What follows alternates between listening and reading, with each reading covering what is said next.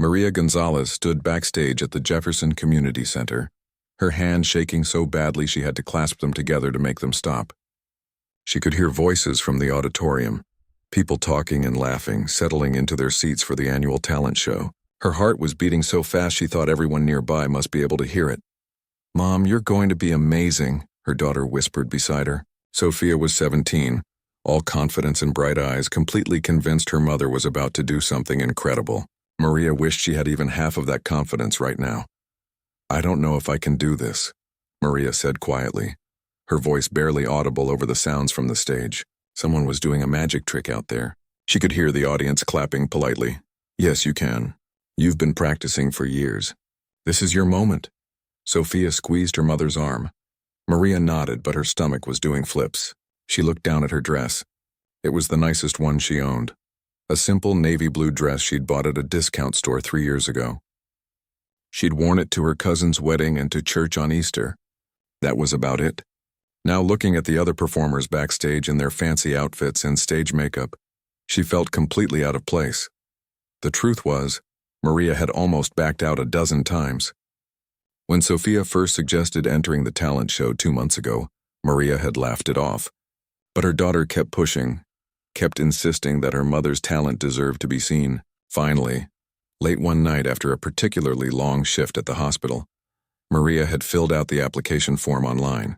She'd almost deleted it 3 times before hitting submit. Now here she was, waiting to go on stage in front of 300 people. Maria worked as a janitor at Jefferson Memorial Hospital. Had been for 22 years now. She cleaned patient rooms, mopped floors, emptied trash bins, scrubbed toilets. It wasn't glamorous work, but it paid the bills. After her husband died 8 years ago, leaving her alone with Sophia to raise, that job had been everything. It kept a roof over their heads and food on the table. But every night after her shift ended at 11, Maria would come to the community center. She had keys because she also worked part-time cleaning this building on weekends. The arrangement was simple. She cleaned the center on Saturday and Sunday mornings, and in exchange, they gave her a small paycheck and didn't ask questions about why she sometimes stayed late on weeknights. The piano room was Maria's secret sanctuary. It was a small space with tall windows and an old upright piano that the center had gotten donated 15 years back. During the day, kids took lessons there. At night, it belonged to Maria. She'd taught herself to play on that piano, hour after hour, night after night for 20 years now. In the beginning, she could barely pick out Twinkle Twinkle Little Star with one finger. She'd found beginner books at the library, watched free videos on her phone, practiced until her fingers ached. Slowly, painfully slowly, she got better. Her grandmother had played piano back in Mexico before the family came to America. Maria remembered being a little girl, maybe 5 or 6, sitting next to her grandmother on the piano bench while those weathered hands danced across the keys. The music had seemed like magic. Her grandmother died when Maria was 10, and the family never had money for a piano after that. The dream got buried under the weight of everyday survival, but it never really died. It just waited. Next up, we have performer number 12. The MC's voice boomed from the stage.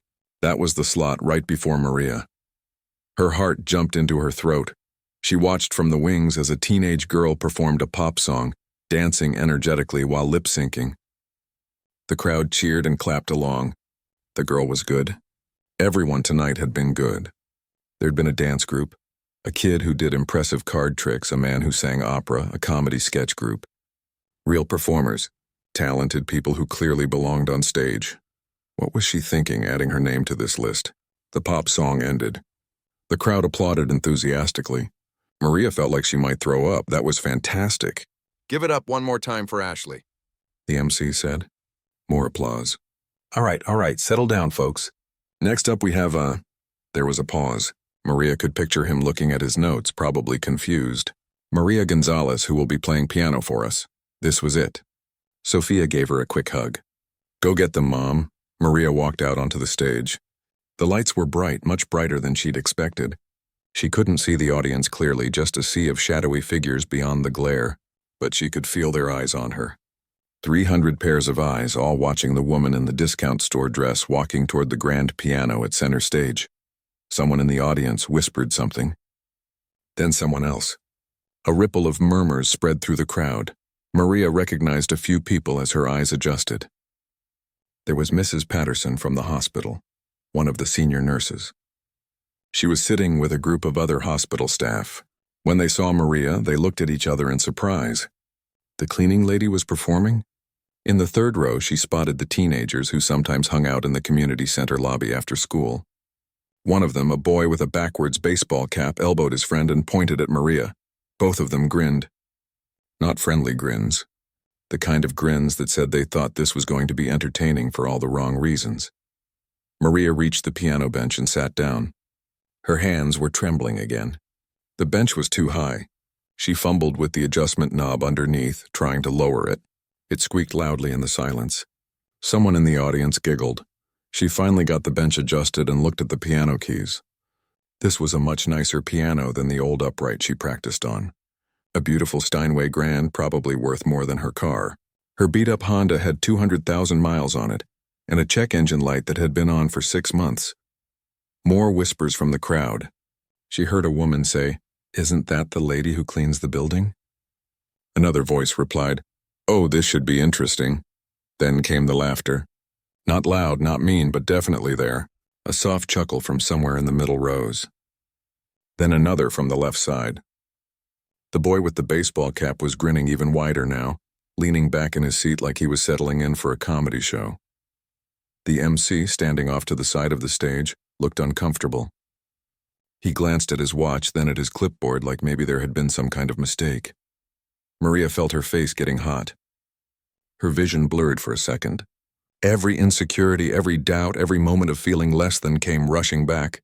She was 52 years old, wearing a dress that had seen better days with hands that smelled like industrial cleaning solution no matter how many times she washed them. She cleaned other people's messes for a living. What made her think she could sit at this beautiful piano and play for these people? She almost stood up.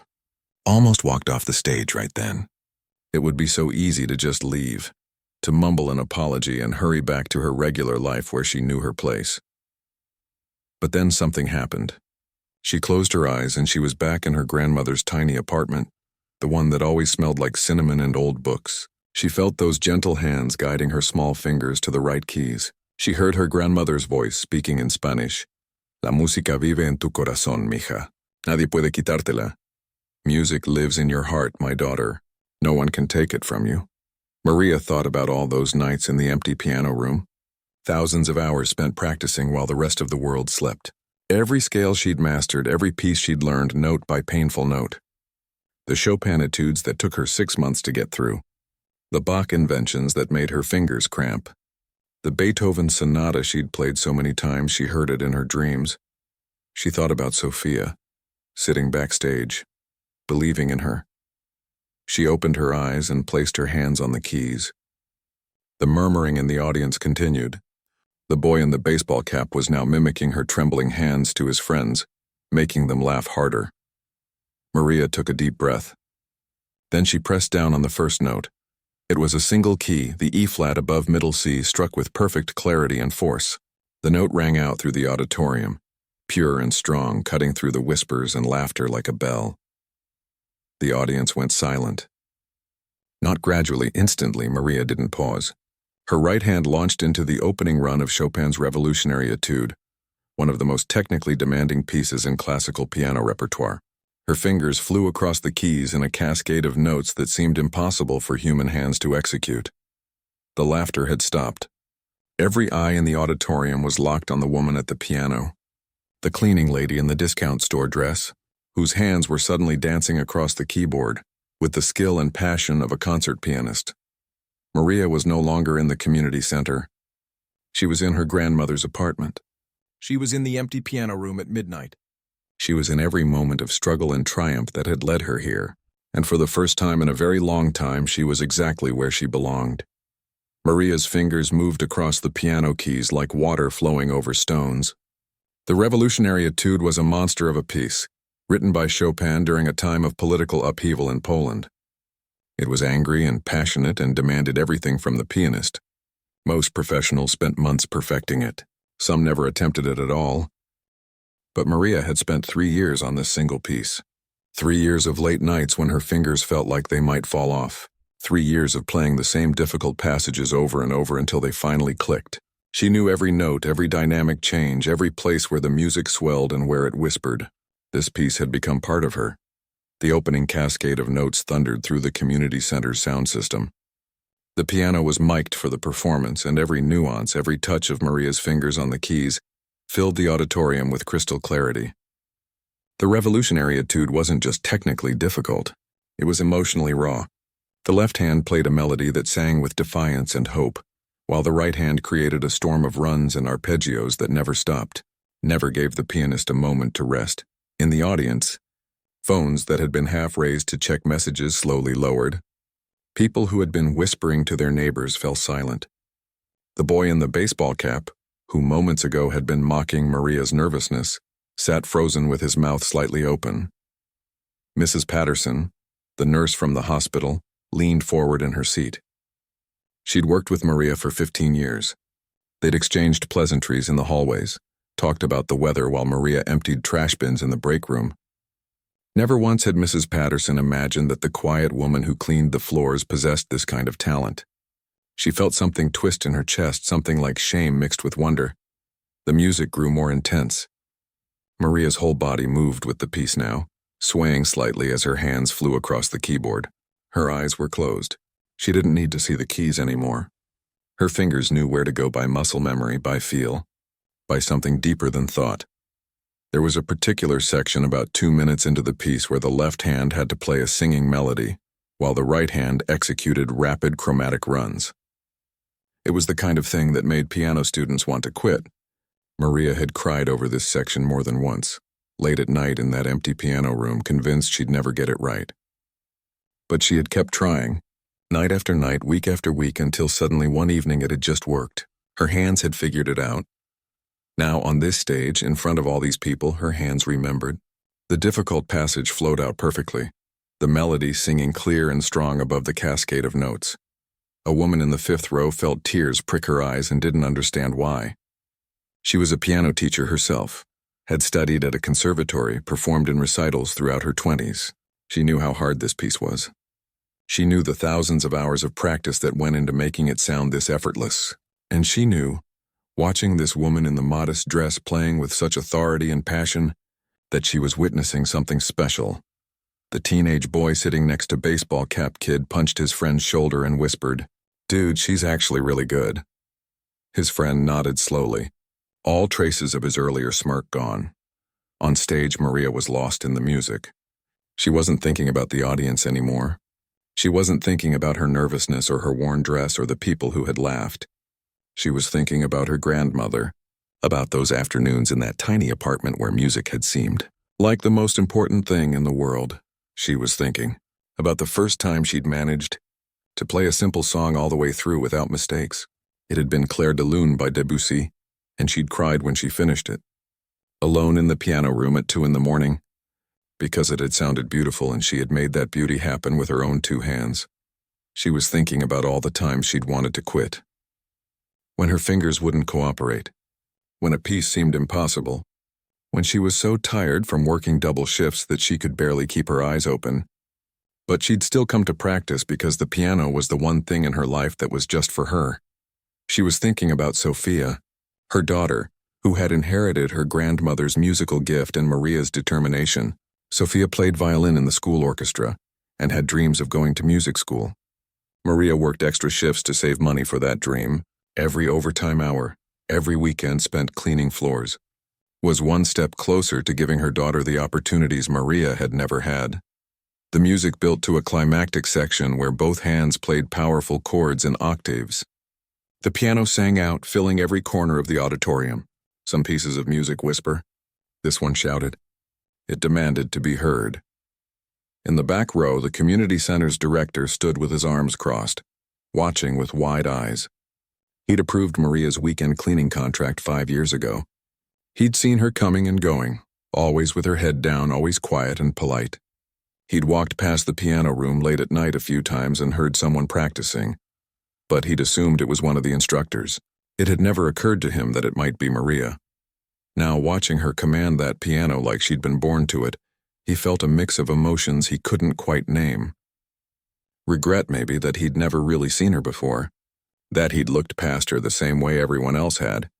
The piece raced toward its conclusion. Maria's hands were moving so fast they were almost a blur.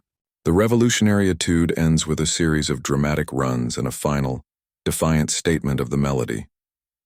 It was exhausting to play and thrilling to hear. Sweat had broken out on Maria's forehead. Her arms ached. Her fingers were starting to cramp. But she pushed through, giving everything she had to these final measures. The music meant something to her that she couldn't put into words. It was every struggle she'd faced, every obstacle she'd overcome, every moment she'd been overlooked or dismissed. It was her grandmother's hands on hers. It was late nights and early mornings. It was love and pain and hope all mixed together. The final chord rang out, powerful and resolute. Maria held the keys down, letting the sound fill the space, letting it decay naturally into silence. The piano's sustain pedal was still pressed and the overtones shimmered in the air like heat waves. Then she released the pedal, lifted her hands from the keys, opened her eyes. For 3 full seconds, nobody moved. The auditorium was completely silent.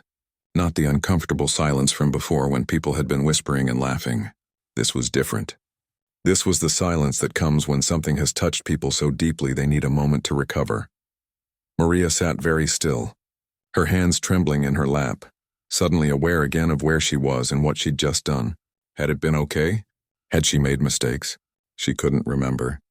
The performance had been a blur, her conscious mind taking a back seat while something deeper took over. Then Mrs. Patterson stood up. Just stood up, not clapping yet, just rising to her feet like she couldn't stay seated anymore. The woman next to her stood too. Then the piano teacher in the 5th row. Then the man behind her. It spread through the audience like a wave, row by row, people rising to their feet. And then the applause started. It wasn't polite applause. It wasn't the kind of clapping you do because you're supposed to. This was thunderous. People weren't just clapping, they were cheering. Some were whistling. The teenage boys who had laughed at her were on their feet, applauding harder than anyone. Maria stood up shakily, her legs feeling like jelly. She tried to bow, the way she'd seen performers do on the video she watched, but her knees almost gave out. She steadied herself on the piano. The applause didn't stop. It went on and on. 30 seconds, 45, a full minute of standing ovation from 300 people who had completely changed their opinion of the woman on stage. That Sophia had rushed out from backstage and was jumping up and down in the wings, tears streaming down her face, clapping so hard her hands hurt. The MC walked back onto the stage, his own eyes looking a bit misty. He had to wait for the applause to die down before he could speak. Even then, when he raised the microphone to his mouth, another wave of clapping started. Finally, it quieted enough for him to talk. "Ladies and gentlemen," he said, his voice thick with emotion, "Maria Gonzalez." More applause. Maria managed a small wave to the audience, overwhelmed by the response. She could see faces now, so many faces, all looking at her with expressions she'd never seen directed her way before. Respect, admiration, wonder. As she walked off stage, her legs still shaky, she passed the next performer waiting in the wings, a young man with a guitar who looked like he really didn't want to follow that act. He nodded at her with something like awe in his eyes. Sophia grabbed her mother in a fierce hug the moment she was off stage. Mom, that was incredible." "Did you hear them? Did you hear how they cheered?" Maria nodded, unable to speak past the lump in her throat. The adrenaline was starting to wear off, and she felt suddenly exhausted and exhilarated at the same time. Her hands were still shaking, but now it was from something other than nervousness. She had done it. After 20 years of secret practice, of hidden dreams, of wondering if she was fooling herself, she had done it. She had walked out on that stage and shown them what she could do, and they had seen her, really seen her. Maybe for the first time. Maria didn't stay to watch the rest of the show. She couldn't.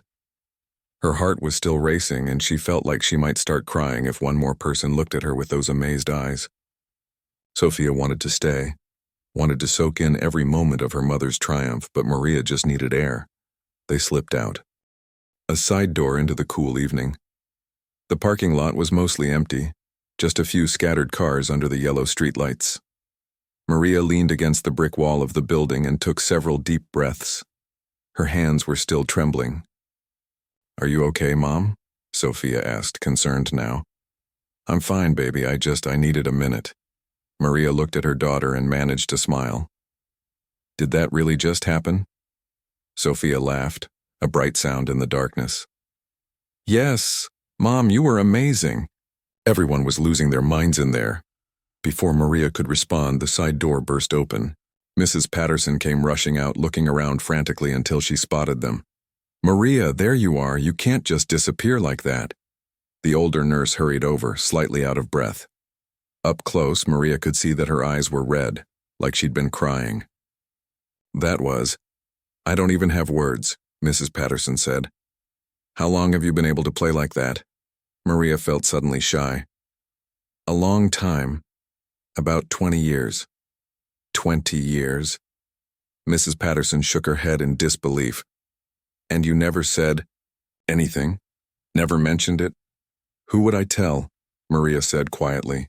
It's not exactly something that comes up when you're mopping floors. Mrs. Patterson winced at that. I suppose not. She paused, seeming to struggle with something. Maria, I'm ashamed to say I've worked with you for 15 years, and I never really saw you. I'm sorry for that. It's okay, Maria started to say, but Mrs. Patterson held up her hand. No, it's not okay. None of us at the hospital really see you, do we? You're just the cleaning lady. We walk past you like you're invisible. But tonight, she gestured helplessly. Tonight you showed us something we should have known all along, that we don't know anything about the people around us unless we take the time to actually look. More people started coming out of the building. The show must have been over. Maria tensed, but Sophia squeezed her hand.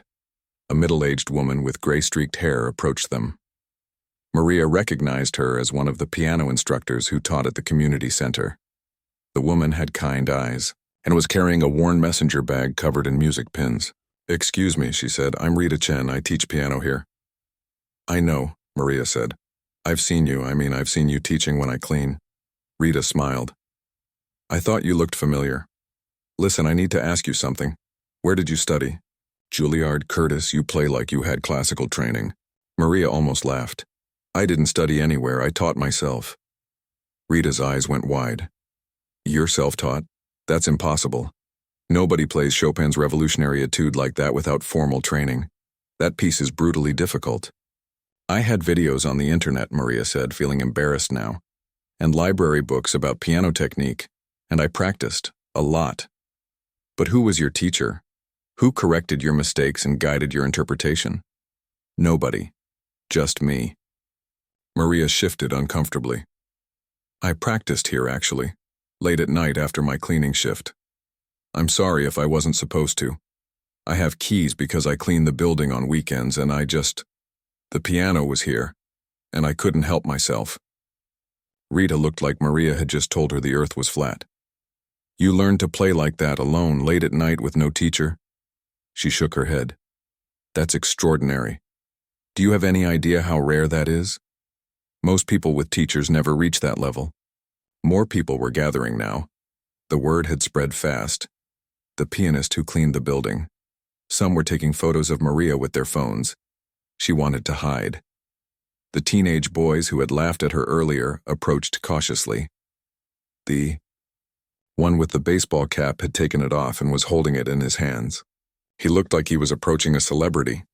Hey, he said, his voice cracking slightly. I just wanted to say sorry for, earlier, when you came on stage. That was messed up. His friend nodded vigorously. Yeah, we were idiots. You're actually really talented. That was the coolest thing I've ever seen live. Maria didn't know what to say. She wasn't used to teenage boys apologizing to her for anything. It's okay, she managed. No, seriously, the first boy continued. My mom makes me take piano lessons and I complain about it all the time, but watching you up there, I don't know, it made me think maybe I should actually try, Actually practice instead of just messing around. Sophia beamed. Maria felt that lump in her throat again. A man in an expensive-looking suit pushed through the small crowd. He had the confident walk of someone used to being in charge. Ms. Gonzalez? I'm Richard Foster. I'm on the board of the City Arts Council. He handed her a business card. We organize concerts throughout the year at various venues. I'd love to talk to you about performing at one of our upcoming shows. Maria stared at the card like it might bite her. I don't. I've never performed anywhere before. Just tonight. Well, you should. Talent like yours deserves to be heard. He smiled. Give me a call when you're ready. A young woman with bright purple hair and multiple piercings approached next. She had a large professional camera around her neck. Hi, I'm Taylor Rodriguez. I'm a video journalist with the local news station. Would you be willing to do an interview? Your story is incredible. My story? Maria repeated. A hospital janitor who secretly taught herself to play classical piano and blew everyone away at a talent show? That's a great human interest story. People need to hear about this. I don't know, Maria said, feeling overwhelmed. I'm not really comfortable on camera. Mom, you should do it, Sophia urged. This is amazing. The community center director finally made his way through the crowd. He looked embarrassed. Maria, I had no idea you could play like that. If I'd known, we could have. Well, I don't know what we could have done, but something. It's fine, Mr. Harrison, Maria said. I liked having the piano to myself at night. It was peaceful. Still, I feel terrible. You've been working here for years, and I never once thought to ask about your life, your interests, anything really. He cleared his throat. Listen, I want to make you an offer. We've been looking for someone to teach beginning piano to kids from low-income families. It's a community outreach program. The pay isn't great, but it would be during the day and you'd be teaching music instead of cleaning floors. Would you be interested? Maria's mouth fell open. Are you serious? Completely serious. After what I saw tonight, I think you'd be perfect for it. He paused. Better than perfect, actually. You'd be someone these kids could relate to. Someone who proves that you don't need expensive schools or fancy connections to develop real talent. You just need dedication. Sophia grabbed her mother's arm excitedly. Maria felt dizzy. I need to think about it, she said. Of course. Take your time. Mr. Harrison handed her his card. Call me next week and we'll discuss details. Rita, the piano instructor, spoke up again. If you take that position, I'd love to work with you. Maybe we could do some coaching sessions, help you refine your technique even further. No charge. I'd consider it an honor. An honor. People kept using words like that. Extraordinary. Talented. Amazing. Words nobody had used to describe Maria in her entire life. An elderly man with a cane slowly made his way to the front of the group. He had wispy white hair and wore thick glasses. Young lady, he said, his voice thin but clear. I'm Leonard Kaufman. I used to teach music at the university before I retired. Nice to meet you, Maria said. I want you to know something, he continued. I've been teaching music for 47 years. I've trained dozens of professional pianists. Some of them perform with symphony orchestras now. Some teach at conservatories. He paused for emphasis. And what you did tonight was as good as any of them. Better than most, actually. You have something they don't have. You have soul. Maria felt tears prick her eyes. Technique can be taught, Leonard went on. Theory can be learned from books. But what you put into that music, that passion and feeling, that comes from somewhere else, that comes from here. He tapped his chest. From the heart. From lived experience. From understanding what it means to struggle and keep going anyway. The tears spilled over now. Maria couldn't help it.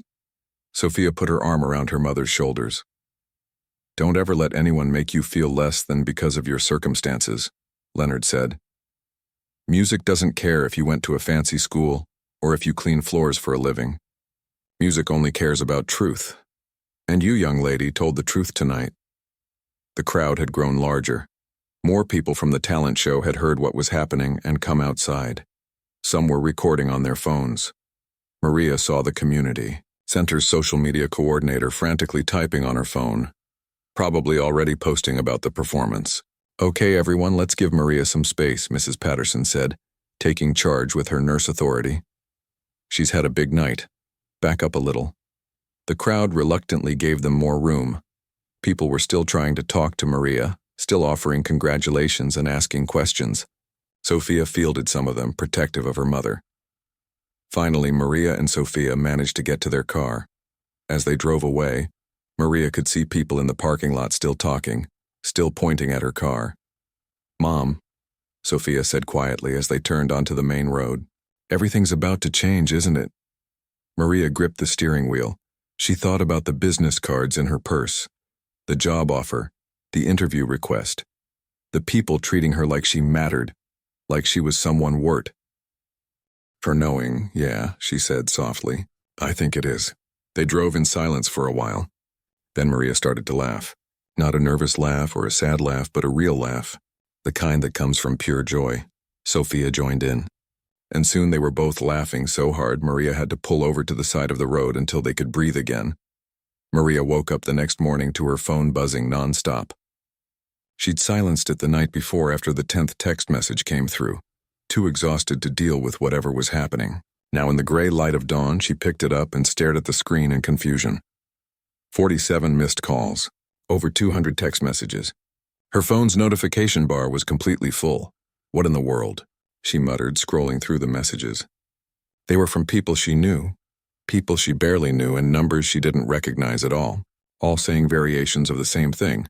"I saw your video. You're amazing. You're going viral." "Viral? What did that even mean?" She got out of bed and padded to the kitchen, still in her pajamas. Sophia was already awake, sitting at the table with her laptop open, her eyes wide with excitement. Mom, you need to see this." Sophia spun the laptop around. On the screen was a video of Maria playing the piano. Someone had filmed her entire performance last night and posted it online. Maria watched herself walk onto the stage, saw the nervous adjustment of the piano bench, heard the scattered laughter from the crowd. Then she watched her own hands begin to play. "Look at the numbers," Sophia said, pointing. The video had been posted 8 hours ago. It already had 3 million views. 3 million? Maria whispered. "That can't be right." "It's right. And look at the comments." Sophia scrolled down. There were thousands of comments and more appearing every few seconds. This made me cry. Never judge a book by its cover. The way the audience went from laughing to standing ovation gives me chills every time. I've been a professional pianist for 20 years, and this woman is better than half the people I know with music degrees, self-taught. Are you kidding me? This is what dedication looks like. 20 years of practicing alone at night. That's love for music.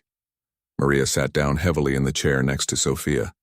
Her hands were shaking again, just like they had before the performance. "Mom, you're famous," Sophia said, her voice full of wonder. "I'm not famous. It's just the internet. It'll go away." But it didn't go away. By noon, the video had 6 million views. By evening, it was at 10 million. News websites were picking up the story. Local TV stations were calling. Someone from a national morning show left a message asking if Maria would be willing to fly to New York for an interview. Maria's phone rang again. It was Mrs. Patterson. "Have you seen what's happening?" the nurse asked without preamble. "I'm trying to process it," Maria admitted. "The hospital's been getting calls all morning. Reporters want to interview you. They want to know about your life, your story, how you learned to play." Mrs. Patterson paused. "Maria, I think you need to prepare yourself.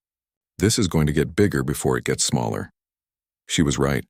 By Monday morning, Maria's video had been shared on television shows and major news sites. Someone had created a title for it. "Cleaning Lady Stuns Audience with Incredible Piano Performance." The video was everywhere. Twitter, Instagram, TikTok, Facebook. People were sharing it with captions like, "Never give up on your dreams," and "Talent knows no uniform." Taylor, the young journalist with purple hair, finally got her interview. She came to Maria's small apartment with her camera crew. Maria cleaned for 2 hours before they arrived, anxious about what her home would look like on camera. It was a modest place, just 2 bedrooms in an older building, but it was clean and filled with Sophia's school achievements and family photos. "Tell me about how you learned to play," Taylor said, camera rolling.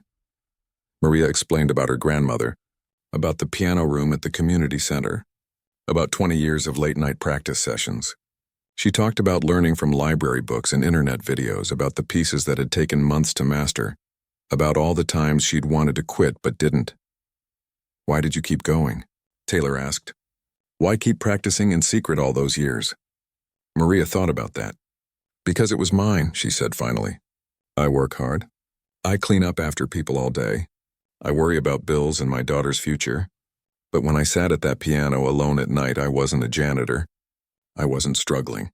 I was just me, playing music I loved. It kept me sane, I think. Kept me hoping that life could be more than just surviving. Taylor's cameraman had tears in his eyes by the end of the interview. The story aired on the local news that evening. Within hours, it had been picked up nationally. By Wednesday, Maria's video had over 30 million views. Then the messages started coming in. Different kinds of messages this time. Not just congratulations, but stories. A woman in Ohio wrote, "I'm 63 years old. I always wanted to learn to paint but thought I was too old. Watching you made me sign up for an art class. Thank you for showing me it's never too late."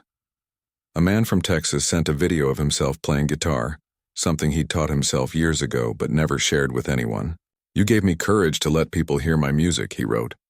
A teenager in California wrote, "Kids at school make fun of me because I want to be a writer instead of doing sports. Your video reminded me that what they think doesn't matter. I'm going to keep writing." The messages kept coming. Hundreds of them, then thousands. People sharing their own hidden talents, their own secret dreams, their own stories of being overlooked or dismissed. Maria sat at her kitchen table reading them, tears streaming down her face. She'd never imagined that playing the piano that night would touch so many people she'd never met. "You're inspiring people, Mom," Sophia said, reading over her shoulder. "You're showing them that anyone can be extraordinary." Rita Chen, the piano instructor, called with an idea. "I'm starting a scholarship fund," she announced, "for adults who want to learn music but can't afford lessons. I'm calling it the Maria Gonzalez Music Fund. Would that be okay with you? A fund named after me?" Maria could barely process it. "You represent something important," Rita said. "That talent can come from anywhere. That dreams don't have expiration dates. That you don't need privilege or connections to create something beautiful. We need more stories like yours," the Arts Council called. They wanted Maria to perform at the city's annual arts festival in front of thousands of people. She said yes before she could talk herself out of it. A publishing company reached out. They wanted to know if she'd be interested in writing a book about her journey. A book about her life. "This is insane," Maria told Sophia. 2 weeks ago, I was invisible. Now everyone wants to talk to me." "You were never invisible, Mom," Sophia said gently. "People just weren't looking." On Thursday, Maria went to work at the hospital. She'd taken a few days off after the talent show, overwhelmed by everything happening. Now she pushed her cleaning cart down the familiar hallways, wondering if things would be different. They were. Nurses and doctors who had walked past her for years now stopped to talk. To really talk, not just nod politely. They asked about her music, about her life, about Sophia. They told her they'd watched her video, that they'd been moved by it. A young doctor she'd never spoken to approached her in the hallway. "Ms. Gonzalez, I just wanted to tell you something. I'm from Bangladesh originally. I'm a surgeon now, but my family worked as janitors when we first came to America. Watching your video reminded me how hard they worked, so I could have opportunities. Thank you for that reminder." She found a note taped to her cleaning cart. "You made me remember why I became a nurse. To care for people, to really see them. Thank you for reminding me." Dr. Catherine Wells. More notes appeared throughout the day. On bathroom mirrors she was supposed to clean. Tucked into supply closets. Small thank yous from hospital staff who had been inspired by her story. But the most meaningful moment came at lunch. Maria usually ate alone in the staff cafeteria, at a small table in the corner. Today, when she sat down with her sandwich, Mrs. Patterson came over. "Mind if I join you?" "Of course not." Then another nurse sat down. Then a lab technician. Then 2 more nurses. Soon Maria's small table was surrounded by people wanting to eat lunch with her, wanting to know her. "We're sorry it took a viral video for us to realize you were worth knowing," Mrs. Patterson said. "But we're glad we know now." That evening, Maria met with Mr. Harrison to discuss the teaching position.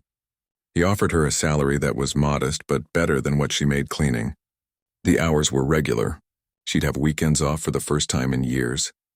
"I can't believe this is happening," Maria said, staring at the contract in front of her. "Believe it," Mr. Harrison said. "You earned it. Not just by playing beautifully, but by dedicating 20 years to your craft when nobody was watching. That kind of commitment is rare." Maria signed the contract with trembling hands. Starting next month, she'd be a piano teacher. Not a janitor who played piano in secret. A teacher, someone who got to share her love of music with children who needed it. On her drive home, Maria took a detour past the community center. She parked in the lot and looked up at the building where she'd spent thousands of hours practicing. The piano room window glowed softly in the darkness. She thought about the version of herself who had started coming here 20 years ago. That younger Maria, recently widowed, struggling to raise a baby alone, desperately needing something in her life that was just for her. That Maria had been so scared, so uncertain about everything except her love for music. "We did it," Maria whispered to her younger self. "We kept going. And look where it got us," her phone buzzed. Another message. This one from Leonard Kaufman, the retired music professor. "My dear, I've been thinking. Would you be interested in performing at the university's annual benefit concert? It's in 3 months. We typically feature renowned classical musicians. I think you'd be perfect. Leonard." Maria smiled and typed back. "I'd be honored." 3 months ago, she'd been invisible. Now she was being invited to perform at a university benefit alongside renowned musicians. It felt like a dream, but it wasn't a dream. It was real. And it was just beginning. 3 months had passed since the talent show, and Maria still had to pinch herself sometimes to make sure it was all real. She stood outside the community center on a Monday morning, no longer carrying a bucket and mop. Instead, she held a canvas bag filled with beginner piano books and sheet music. Her first official day as a piano instructor. Her hands were sweating. Inside, 8 children waited in the piano room. Kids from the neighborhood whose families couldn't afford private lessons. Ages 7 to 12, all of them nervous, all of them curious about the teacher who'd become internet famous. Maria took a deep breath and walked in. 8 pairs of eyes locked onto her. The children sat in folding chairs arranged in a semicircle around the piano. One little girl in the back was chewing her fingernails. A boy with thick glasses kept adjusting them nervously. "Good morning," Maria said, setting down her bag. "My name is Maria, and I'm going to be your piano teacher. We saw your video." A girl with braids blurted out. "You're famous." Maria smiled. "I don't know about famous, but I do love playing piano, and I'm really excited to teach you." A small boy in a faded superhero t-shirt raised his hand tentatively. "Is it true you taught yourself? That you didn't go to a fancy school?" "It's true. I learned by practicing a lot, every single night for 20 years. 20 years? Another girl's eyes went wide. "That's longer than I've been alive." "It is," Maria agreed. "But I didn't start out good. When I first began, I could barely play a simple song. I made mistakes all the time. My fingers wouldn't do what I wanted them to do. But I kept trying." "Why?" the boy with glasses asked. "Because playing piano made me happy. Even when it was hard, even when I got frustrated, I loved it. And I want to help you find that same feeling." She spent the first class getting to know them. There was Miguel, whose father worked 3 jobs and whose mother had just started cleaning houses to make extra money. There was Jasmine, who lived with her grandmother because her parents were deployed overseas. There was Chen, whose family had immigrated from China 2 years ago and was still struggling with English. There was Destiny, quiet and shy, who whispered that her older brother told her she was too dumb to learn anything. Each kid had a story. Each one had been overlooked or told they couldn't. Maria saw herself in every single one of them. "Here's what I want you to know," Maria said, sitting at the piano. "Music doesn't care how much money your family has. It doesn't care what you look like or where you come from or whether anyone believes in you. Music only cares about one thing, whether you're willing to try." She played a simple scale, just 5 notes. This is where everyone starts. These 5 notes. That's it. Not complicated. Not fancy. Just 5 notes. She had each child come up and play the same 5 notes. Some were hesitant. Some pressed the keys so softly she could barely hear them, but they all tried. By the end of the class, all 8 children could play those 5 notes. It wasn't much, but it was a start. And Maria remembered very clearly what starting felt like. "Practice these at home if you can," she said as they were leaving. "If you don't have a piano, that's okay. You can practice on a tabletop just pretending. Your fingers will still learn the movements." Miguel hung back after the others left. "Ms. Maria, I don't have a piano at home, and we don't have a table that's not being used for something." Maria's heart squeezed. She knew that situation too well. "Then you come here whenever you want," she said. "The center is open most days. You can practice on this piano. I'll make sure Mr. Harrison knows you have permission. The boy's face lit up like she'd just given him $1 million. Over the next few weeks, Maria discovered that teaching was harder than she'd expected, and more rewarding. Some students picked things up quickly, others struggled with the same exercises week after week. But she never gave up on any of them, and she never let them give up on themselves. Destiny, the quiet girl, had been told by her brother that she was dumb. But Maria noticed she had an incredible ear for music. She could hear a melody once and remember it. That was a gift. You're not dumb, Maria told her after class one day. You're musical. That's a special kind of smart that not everyone has. Destiny looked up at her with hope in her eyes. Really? Really? I think with practice you could be an amazing musician. The girl started practicing every single day. Within a month, she was the most improved student in the class. Chen struggled with reading English, which made following the written music difficult. So Maria taught him by ear first, letting him listen and copy. Then slowly, gradually, they added in the written notes. He started understanding music as a language separate from English, something he could excel at while still learning. Rita Chen, the professional instructor, started stopping by Maria's classes to observe. Afterward, they'd have coffee and talk about teaching methods. You're a natural, Rita said one afternoon. You have something that can't be taught. You understand these kids because you've been where they are. I just remember what it felt like, Maria said, to want something so badly but feel like it wasn't for people like you. That's exactly what makes you perfect for this. The university benefit concert approached quickly. Maria was scheduled to perform alongside 3 professional pianists and a string quartet. The event would raise money for music scholarships. 5,000 people were expected to attend. The night before the concert, Maria couldn't sleep. This was different from the talent show, bigger, more formal, more pressure. The audience would include music critics, wealthy donors, professional musicians, people who actually knew what they were listening for. Sophia found her mother sitting at the kitchen table at 2 a.m. Can't sleep? Terrified, Maria admitted. You were terrified before the talent show, too. And you were incredible. This is different. These people know music. They'll hear every mistake. Sophia sat down across from her mother. Do you remember what you told Destiny last week, when she was scared to play in front of the class? Maria smiled slightly. I told her that making mistakes just means you're trying something difficult. That courage is more important than perfection. Maybe you should take your own advice, Mom. The next evening, Maria stood backstage at the university's concert hall. It was a beautiful venue, with red velvet seats and gold trim and acoustics that were supposedly perfect. She could hear the crowd filing in, the low murmur of conversation and anticipation. Leonard Kaufman appeared beside her. Nervous? Beyond nervous. Good. If you weren't nervous, it would mean you didn't care. He smiled. Remember, these people aren't here to judge you. They're here because they heard you play and they want to hear it again. They already believe in you. Maria was the second to last performer of the evening. She waited through a string quartet's performance of Mozart, through another pianist's interpretation of Rachmaninoff. Each performance was beautiful and polished. Each performer had degrees from prestigious schools and years of professional experience. Then it was her turn.